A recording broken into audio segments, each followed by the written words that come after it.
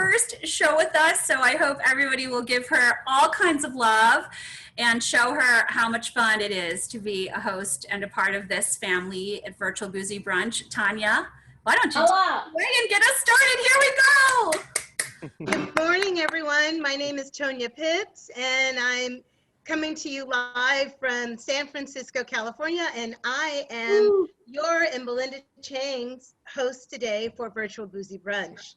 We have been friends forever. I am a sommelier and wine director here in San Francisco. Super long history and career in the restaurant business. And I'm so happy to be here with all of you all today and to be brunching. I've brunched a little bit before with you all in the past, and I'm super excited to get to know everyone and to continue to brunch with you. So today, as always, if you have not gone already, please go to belindachang.com, where you'll find all your needs for brunching, all of the past recipes, current recipes, food, wine, cocktails. Super excited about today as well. And also actually, we have some people, some ladies that have been here before. They were actually here for the second episode ever of Virtual Boozy Brunch. The Knock Collective, and as always, please, please, please, hashtag Mark and Belinda. We want you to share your cocktails and share the photos of what you make today, and always tag all your friends, because we want everyone to become brunchers with us. Boozy Brunch for the win. Boozy Brunch for the win. Thanks, Tanya. Well done. So the other housekeeping notes, as everyone knows, is there are chats, and they're either on this side or this side. I'm never clear on that. Mark's pointing that way. I don't know if I'm pointing that way, but we love to engage with you there. You can direct message if you find anyone you want to chit chat with privately. Here, we also have a little button up on the top right, which either says speaker or gallery. I love to watch it in gallery view so I can watch all of your beautiful faces, but you can also, of course, watch it in speaker view so you can see what the chef is doing, and you can get all the detail and what Jake is making for us and the cocktail that Eduardo is going to make with us. And it's also very important to note that we are so proud of all of you for being here. It's just not that safe out there. And those of us who love restaurants and really want to be in them as soon as possible are finding some comfort and connection and some content and some joy and some drinking, not alone drinking, but drinking in these kinds of virtual events. This was last week. We had a great pianist, Joe Hurt, who's also an epic photographer. I'm actually buying a print of an abandoned piano in Europe from him. And this week we also have some pretty talented people, some incredible stars, and our theme is rice, baby. No, it's rice, and recover.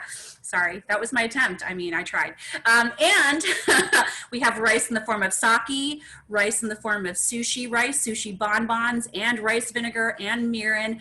And we're also going to have a moment of recovery and welcome back the gals, Kari Jones and Steffi from Knock Collaborative, who are both in pretty beautiful places right now. So we might even just get a little serenity now by peeping into their backgrounds. And that's what's happening today. We're gonna do it all in an hour, and I'm really thirsty and ready to get my drink on. I don't know about you, but Tanya, can I have you introduce our first featured guest, Eduardo? Absolutely. Eduardo Dangler, who has been a dear friend to both myself and Belinda for many years. He was the beverage director, sommelier, and wine director of Morimoto for many years. And he's here with us today to take us through and help us build a Tokyo summer cocktail. And also tell us what we should be drinking this summer. Well, oh my God. Well, thank you all for having me. This is an amazing platform and great group of people you, Belinda and the team have put together. And it's quite a treat to be with Tanya, who's as you said, dear friend. We've judged together for a few years. I fell in love with sake early on in my life. Well, about 15 years ago, and I just got hooked. I started traveling to Japan and venturing into the deep little corners and different breweries and whatnot.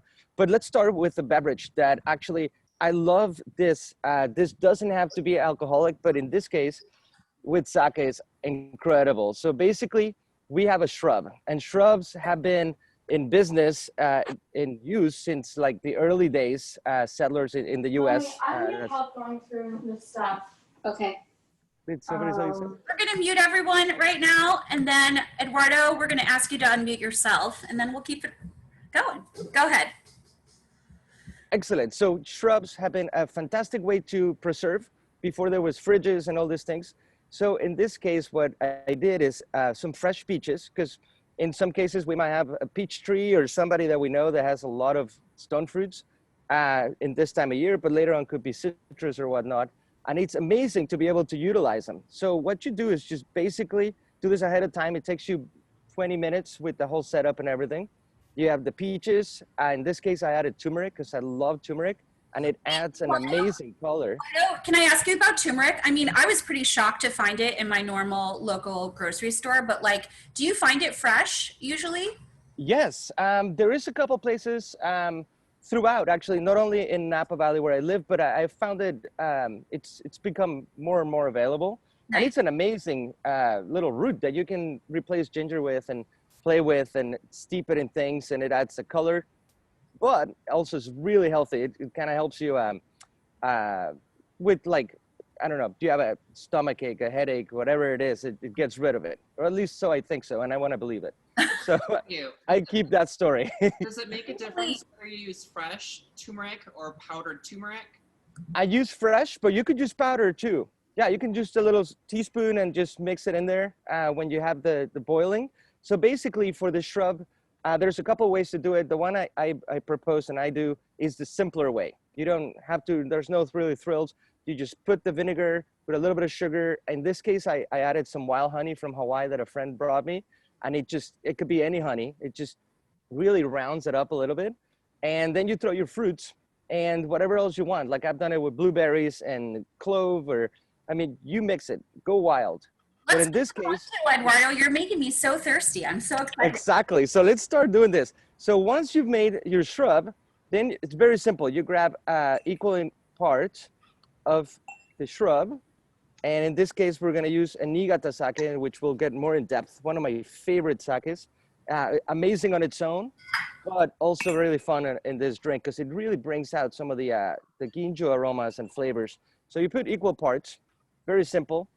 And then you just fill your glass with some ice. And then you just top it off with a little soda water. And you have an amazing everyday drinking kind of beverage. Also, you have your garnish and delicious fruit already here. So you just put it on top of there and enjoy.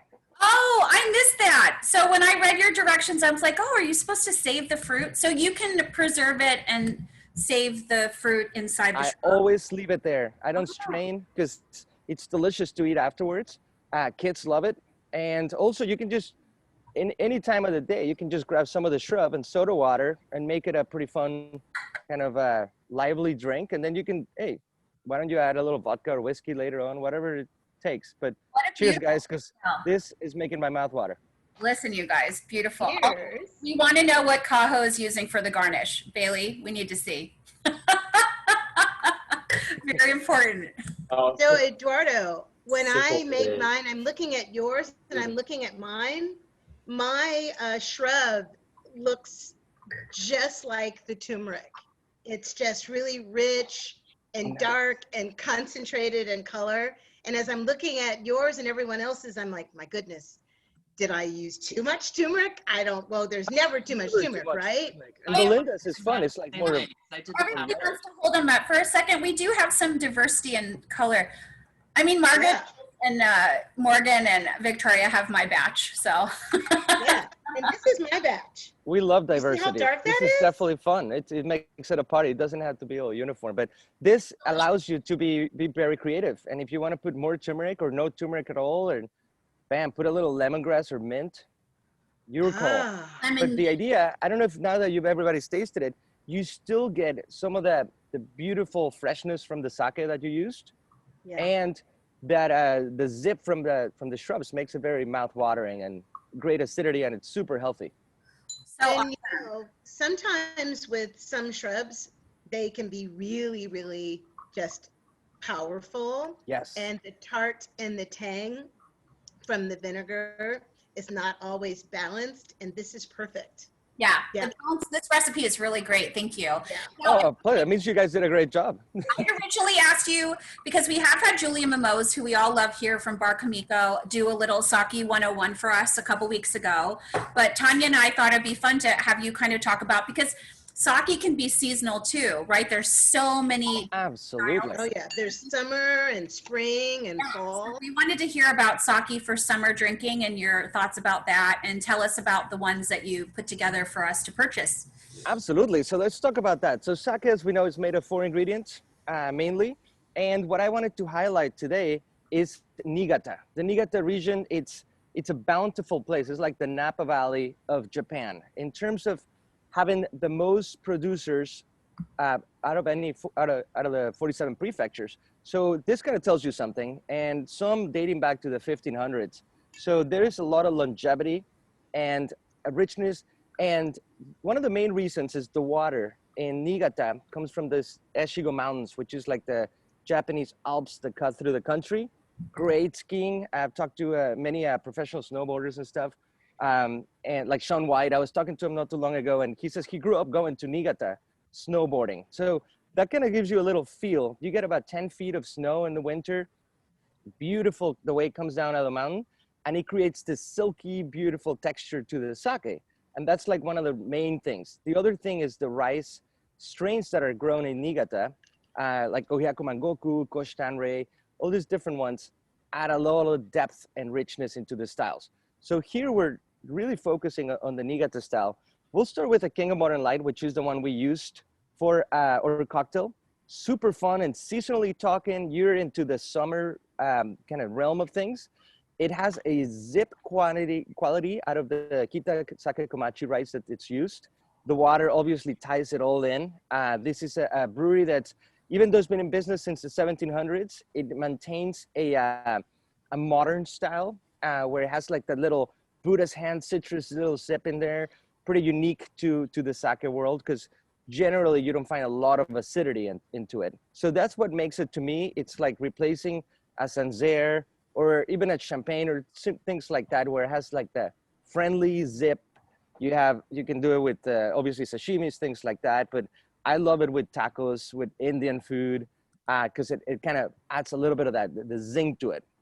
Eduardo, I have a question. You said that this particular one is kind of modern style. What does that mean for sake when you say that? So as we get into them, so there is old methods of making sake in which your fermentation is longer fermentation, warmer.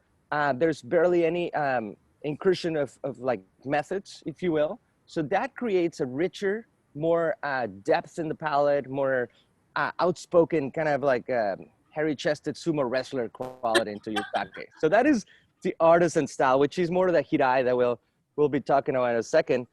Also a pretty ancient brewery. I just happened to be there in January this year for the first time, and it's like an amazing place of the part of the world in the foot of the hills.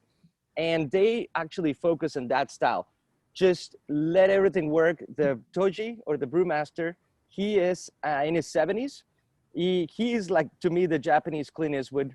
And he's like really, although he's really chipper and fun, he's like really straightforward. And what he likes to do is let the sake work itself out. No incursion, no moving things around, room temperature. Where King of Modern Light, speaking of modernism, these guys have adhered to a more cleaner style in terms of controlling fermentations, cooler.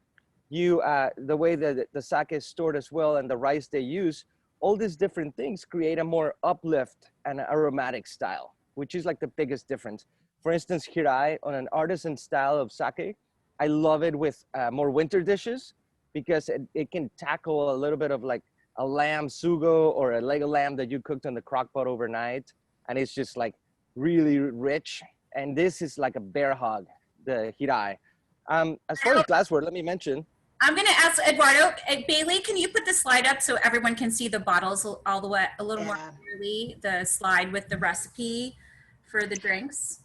So in speaking on the sakes, it's almost as though you've got the ancient one, someone almost like a winemaker who has mastered his craft, and then you have the young upstart with who is much more zen in his approach You to could everything. certainly, you put it perfectly in words. Yeah. That's basically, you're talking into technique versus letting it all work and getting the actual enzymes and bacteria to work itself out in case of the artisan style hirai, Yeah. where the other one is like, we want to make sure we produce something that's clean, crisp, always kind of within the range and have that the constant kind of term to it. So Yeah. really fun, lively. I love it out of a wine glass because it really brings out a lot of the aromas, even though like the ochocos or like little cups work amazingly in a more romantic. I'm gonna join you. Oh, perfect. Cheers to you. Cheers. And it brings a lot of florals. Like there's a little bit of jasmine, even a little touch of chamomile. Yeah. Which is not often what you find in certain sakes, but the combination of that, again, that control environment with the sake komachi rice, which is from Akita, and having the water from Niigata really brings together the terms. In terms, speaking of seasonality, so we have the Takachiyo. This is a very unique producer. This guy's first time I saw them was at a sake festival in Niigata, which was about 2 years ago. And one thing with sake in general, the consumption domestically in Japan, it's gone down. There used to be about 3,000 breweries in the 80s. Now we're down to 1,200 producing breweries. So you can see that decline, which is pretty harsh. But when I went to this festival, imagine there was 142,000 people in 2 days. This is like the Olympics of sake tasting. And you go in there, there's all these producers, everybody goes to the booths and starts tasting. But I noticed that with Takachiyo, they had a round of people around the booth with younger people. You're talking about mid-20s on average, and people were going crazy. The brewer looked very hipster. He had this vest, and he had a goatee and a ponytail and stuff, and he was attracting all this. But what he does, because I asked my friend who I was with, I said, can you please tell me what's going on with this dude? How is he attracting all this youth, which is amazing for the business? He said, well, he does things a little different. We went around, he introduced me to him and started cooking. And what he does is he creates these different chapters. Every chapter is a different rice strain. And what he does is unpasteurized. It's Junmai Ginjo and polished 59%. So super unique. The guy, they were not exporting out of Japan at the time. And when I went back into Tokyo after this trip to Niigata, I started going to the sake bars I usually frequent, started asking about Takachiyo. And everybody said, no, we do have a little bit, but it's just for the locals. And after a lot of talking and explaining, giving my card and blah, blah, blah, it said how much of a sucker I am for sake. They actually, some of them allowed me to get some and whatnot, but it's super unique. And then talking to the producer after creating the relationship, I connected them with some friends and started importing it into the US, which is incredible. What they create, this is like fresh blueberry, acidity, lively in the palate, super fun.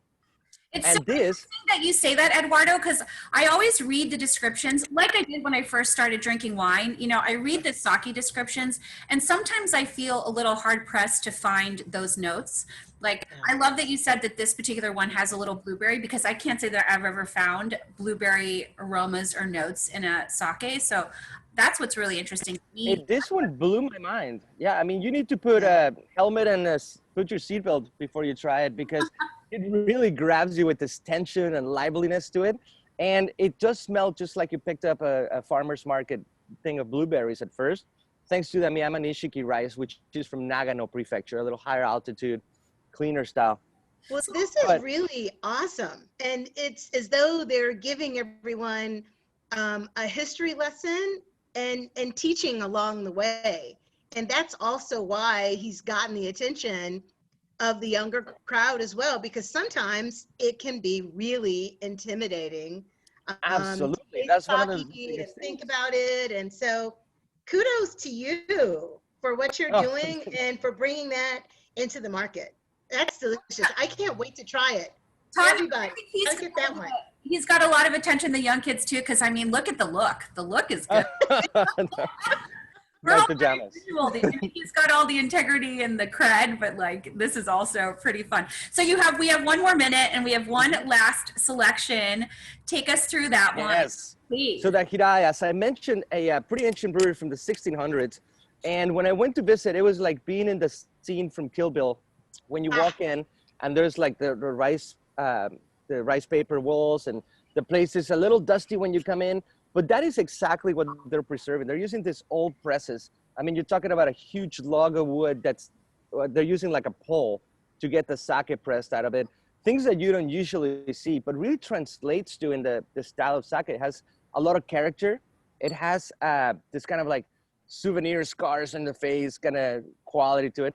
And it's like a hard handshake from Clint Eastwood. It's really beautiful. Almost a little bit of nuttiness, oxidized, but not in an aggressive way. Really well balanced. So, oh my God, that is tasty. But And that's the pinnacle of sushi. in essence, yeah, you I'm have sorry, of three different sake. styles that bring I'm out getting the hungry. whatever you're doing. Yeah, this is an amazing style. So you can go from summer with the King of Modern Light, a little more lively citrus notes, very chalky kind of Sancerre quality. The Takachio has this fruitiness, almost Riesling-like in the mid palate, which makes it amazing with spicy food. Yeah. And then you have this baby, which this is what I grab. You'll find me in a corner often, hiding with a bacon cheeseburger and this baby. And don't bother me because I'll bite your hand off. Wait, And you know what? That's perfect. Yeah, That's perfect. Tanya, that's it. Like a sake that's great with the bacon cheeseburger. My mind is. There you go. There you go. You got us. Shrub for the cocktail, but now I'm like, see, that's what I think people don't know is that sake is so versatile and goes along with a lot of food. And speaking with food, yes, you know, take it away, Belinda. thank you. I'm going to pass it to Mark to intro our chef and our food segment for today. So Mark Chi, tell me and all of us what is happening next. I'm going to do a cheers to say thank you to Eduardo. Oh, Thank you. That was absolutely Thank you. amazing. Cheers, everyone. Yay. That was the money. Yay. That was the money shot. It is my privilege to introduce Chef Jake Rand, who has had an illustrious career that spans over 15 years.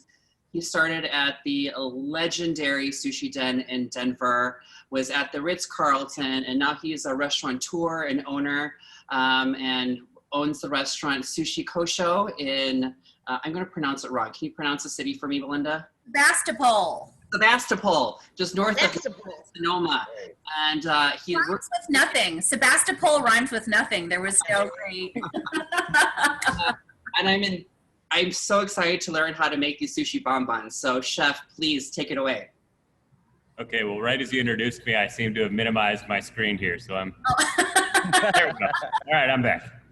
Okay, so sushi bonbons, it's just kind of a made up thing, but it's kind of a fun way. I'm always trying to think of how can you present sushi in a way. You know, I've done lots of demos with sushi where you show how to make nigiri, how to make rolls, and really there's no great way in a condensed time period to make something that people feel really confident with. So I think with this method of using a little bit of plastic wrap, a little bit of sushi rice, a little bit of fish, it takes a little bit of the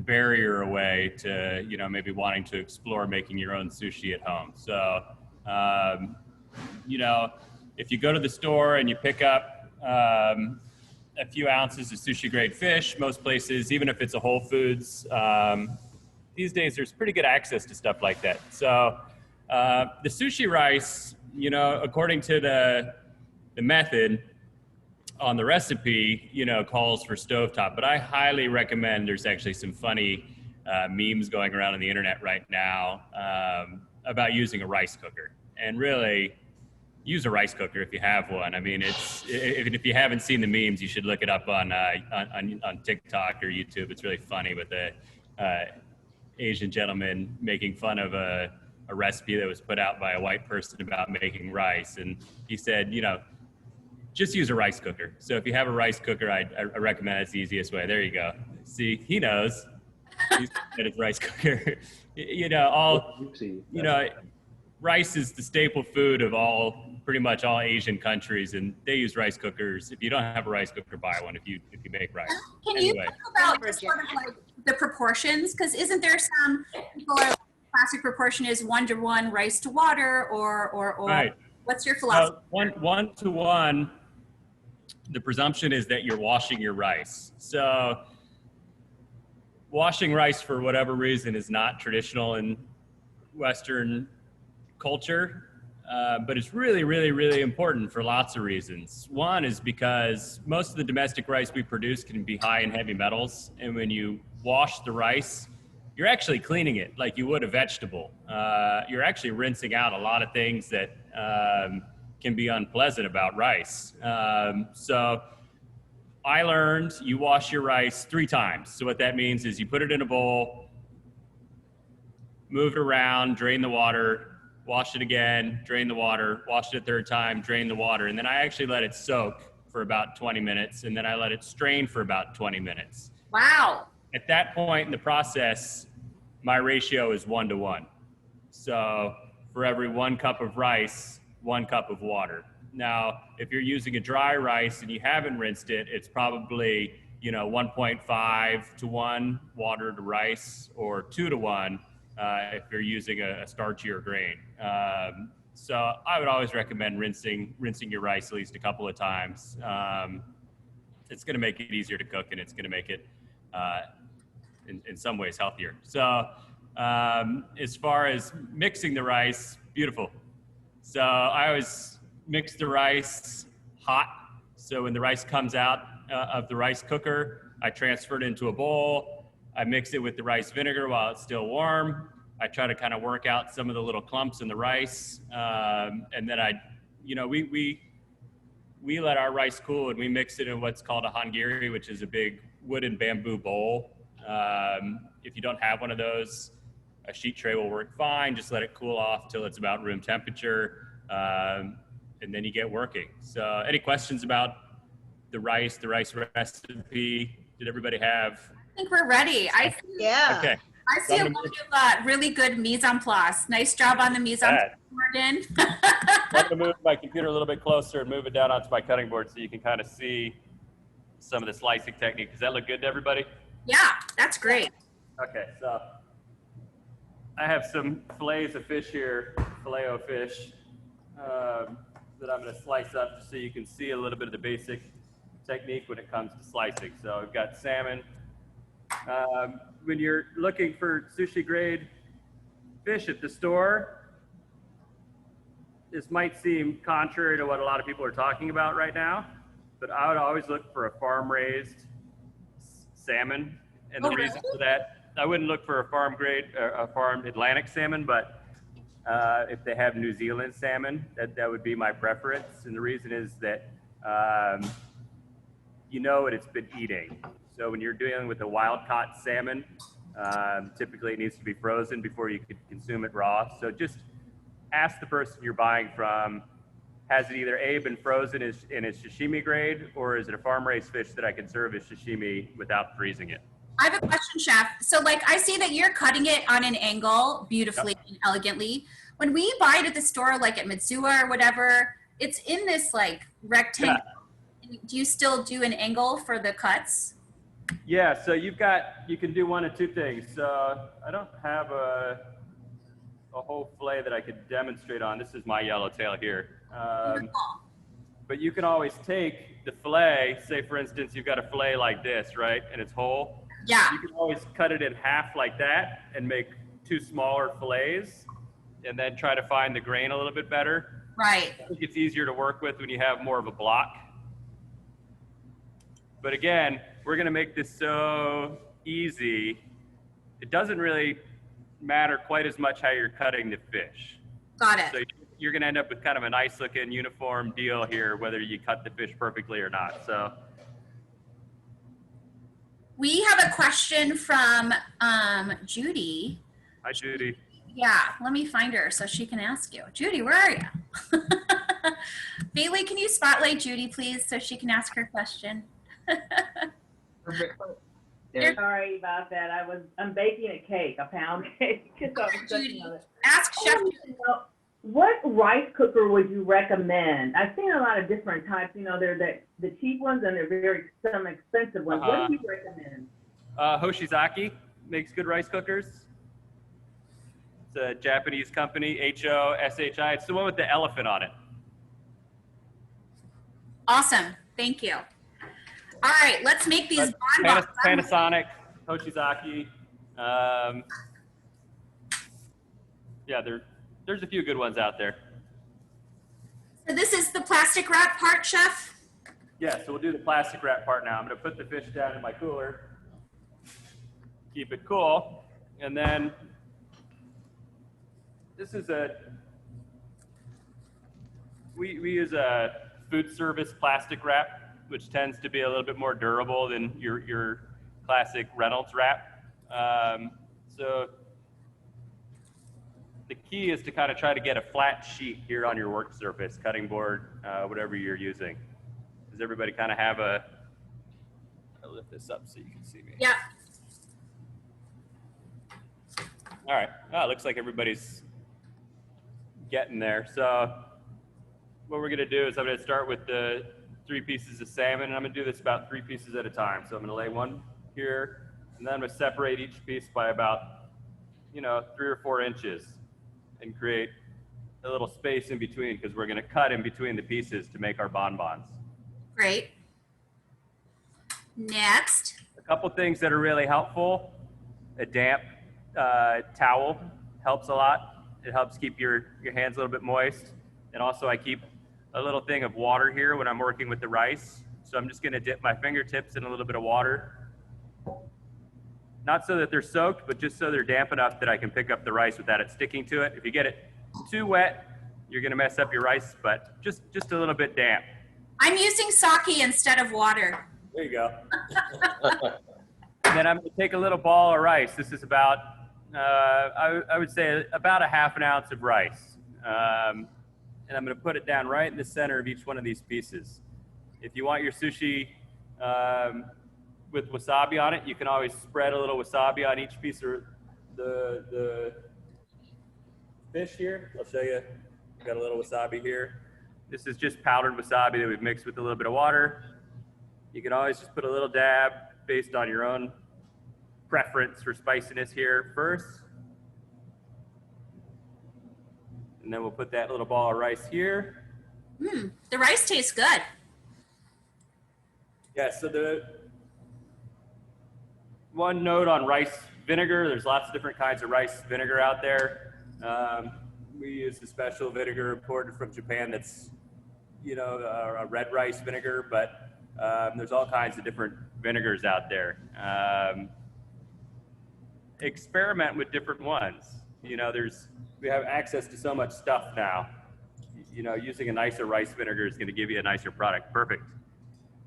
Okay, and then with your knife, you're just going to make cuts in between 1 and 2, right in between those pieces of fish. You're going to cut the plastic wrap, and then you're going to take the pieces and pull the plastic together, and then you're going to use this part of your hand to kind of cut around it, and then you're going to twist. Oh, clever. What you're going to have this little ball. That's awesome. That is so clever. That's so clever. And then you're just going to repeat. Could we do this with like tamago or something too, Chef? I mean, You are can do there? it with tamago. If you've got some vegetarians, I'm going to show you how to do it with a little bit of avocado. Cool. You can do all kinds of different things. So now we've got 3 little balls. Now Chef, I'm obsessed with tamago, and I read this article about your truffle tamago. But in general, what is the secret to getting the perfect fluffy omelet egg thing tamago? Well, lots of practice, but tamago, actually, you don't want it to be fluffy. So when you're mixing the eggs, use chopsticks as opposed to a whisk, because you don't want to incorporate too much air. You want it to be denser. And then if you have a tamago pan or even just a non-stick skillet that you're using to make it, high heat and moving the egg very fast. So, you can see all kinds of fun videos on making like omu rice on YouTube now. I don't know if you're interested in that kind of stuff, but some people always want to, when they're learning how to make tamago, they use low heat, and it doesn't work. You have to crank the heat all the way up and then move it very, very, very fast. So let's repeat with whatever else you got. I've got tuna, yellowtail, and salmon. So I've got my 3 salmon bonbons. I'm gonna make 3 yellowtail bonbons. 1, 2, 3. And get my hands a little bit damp again.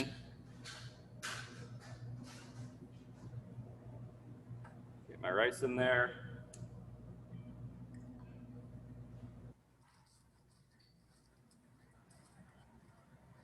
And Chef, we've got about a minute, so.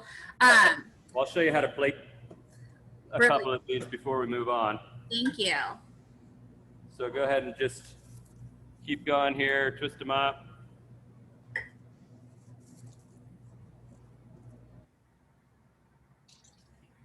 It's And such it's fun. Yeah. Now that you guys are experts on this, you can show all your friends how to do it when you have them over.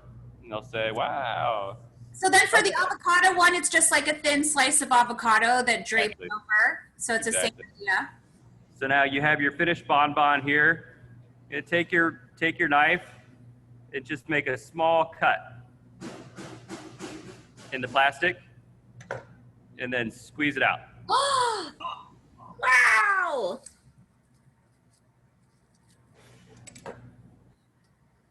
Do we have any successes out there? I'm scared to cut mine. Grace, I'm gonna show you. I feel like a professional chef has the best chance at it.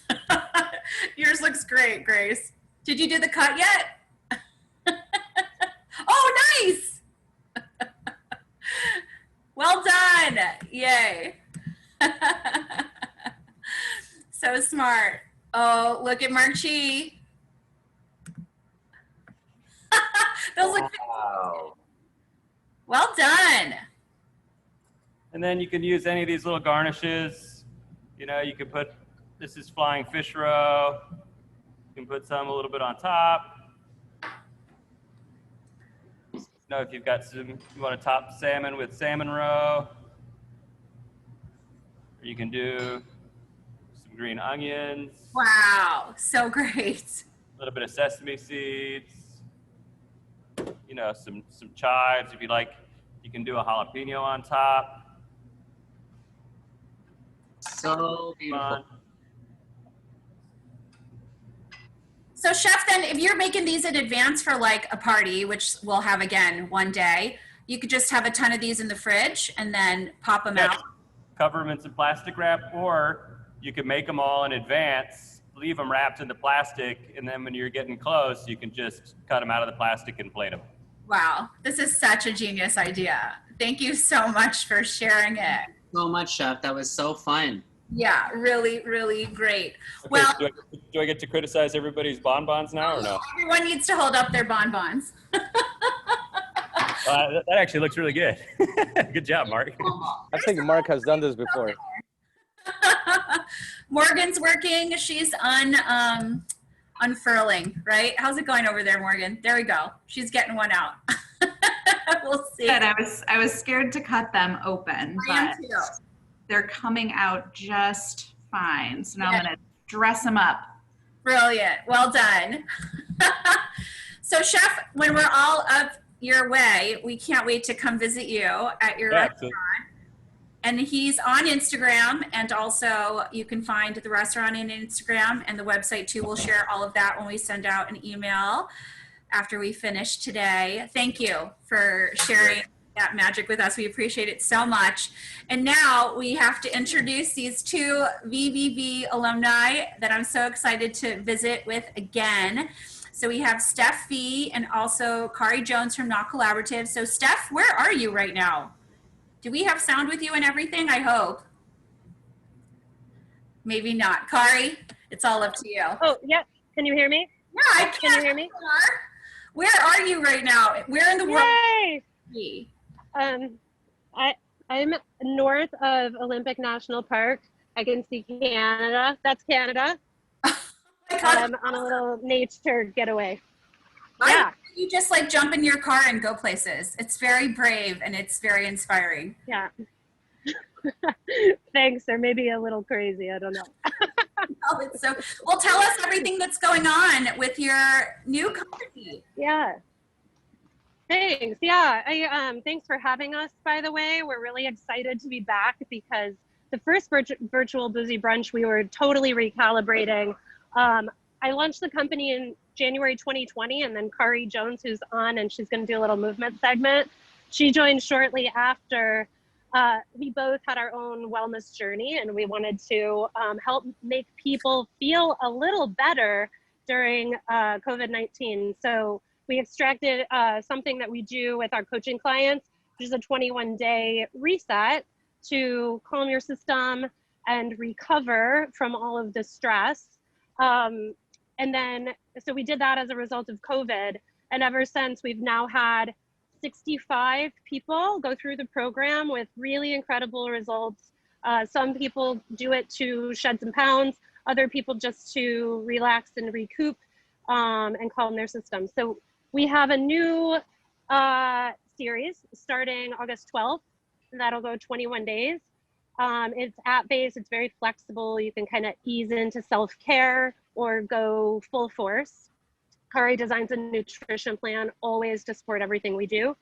And then August 31st, we have a Quarter to Knock Life, which is a 3-month program that's designed for those wanting to lose some weight and instill a healthier routine into their life. And Steph, just to take it like up a level to the helicopter view, I mean, there are a lot of smart people here, and I consider myself like somewhat intelligent, but I need a coach. Like I need a trainer. I need someone to hold me accountable. Like I can say, okay, I'm going to stop drinking Diet Coke and I'm going to eat a perfect diet for the next 21 days. But without a program like yours and some accountability and a partner and all of that, it's really hard to do it, right?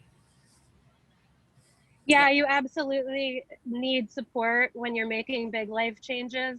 I had multiple coaches when I went through a pretty huge physical and emotional transformation after being in the wine business for 15 years. So it's circumstance, you, me, Tanya, right? Like they're throwing alcohol and food at us at every moment of every day. Yeah, and Kari and I both come from the wine business, so our philosophy is anti, starvation. We don't do that. We want flavor in our lives. We want fun in our lives.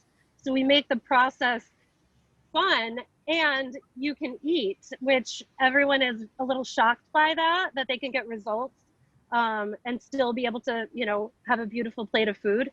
So so quite a few people from the business have come our way lately. I think that's so fun. I also think it's really clever to incorporate social media, because if you give me like a little social media challenge, I'm going to meet it. So if you're like, now just walk places and post it. I mean, I did it every day since you posted it. I've been watching you, Belinda. I'm like, okay.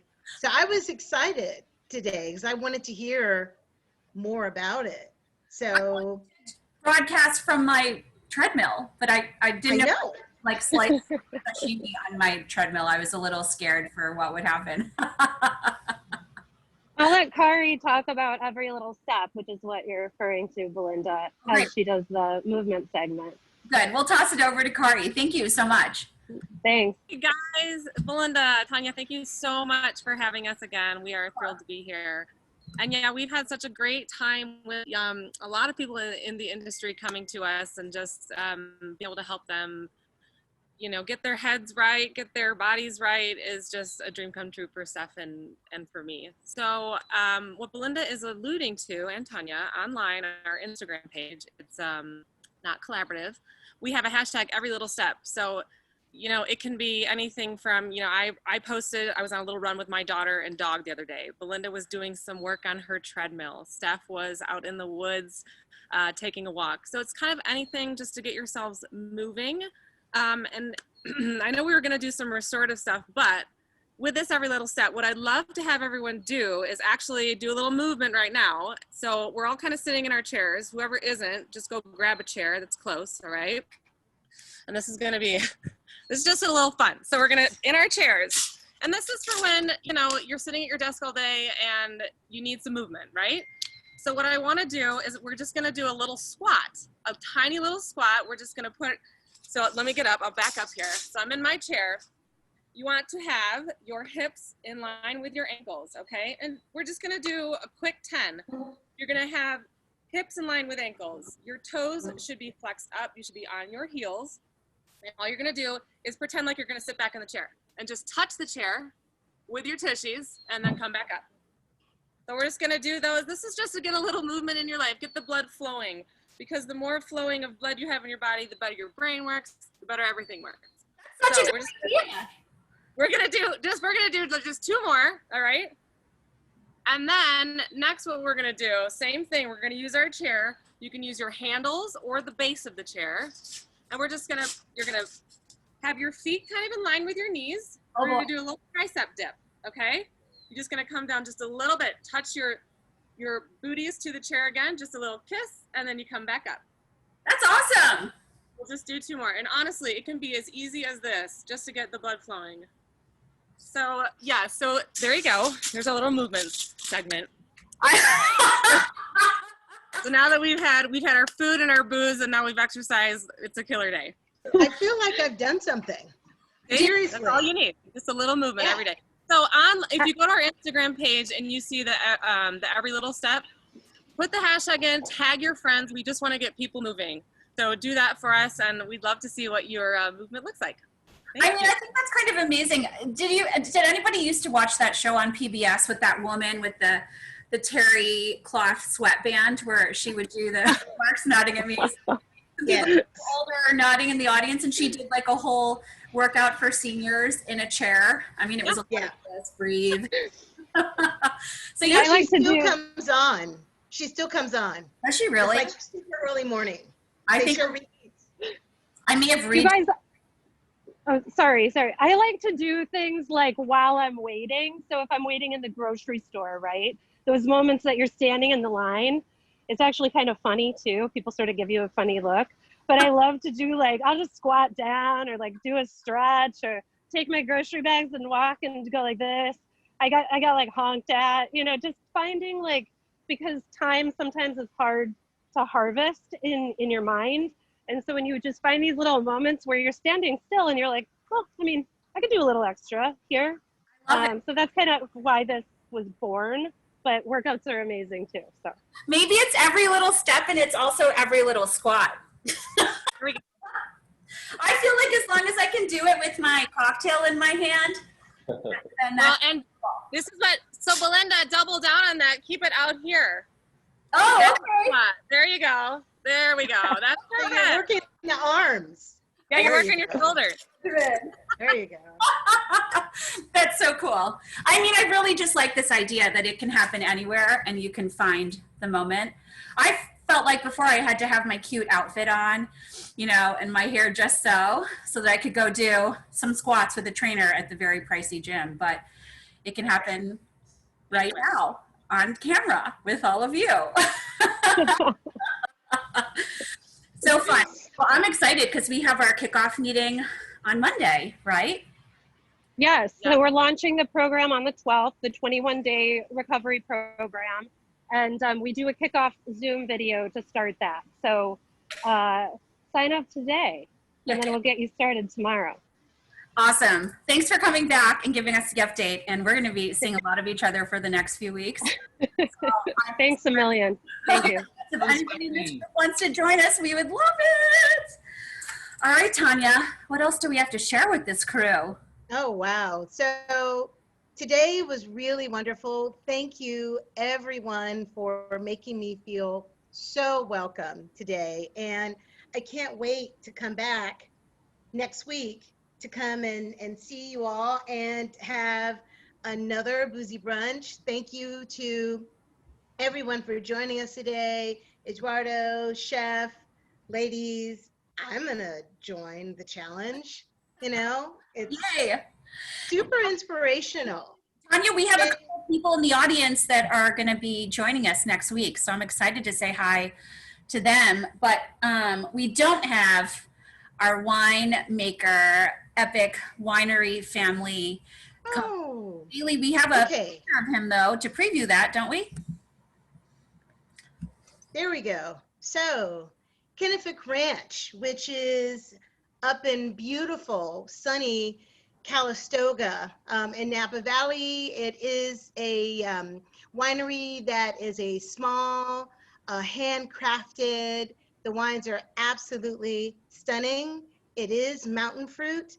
Kent Jarmison, who is the winemaker there as well, also is a Heidi Barrett acolyte, and super, super excited about next week. So there will be, I think, a 3-pack that'll be available for that, and that'll be in the notes for people for next week. Yep. And then also, local brewery, Streeterville, Crushed by Giants, is going to join us.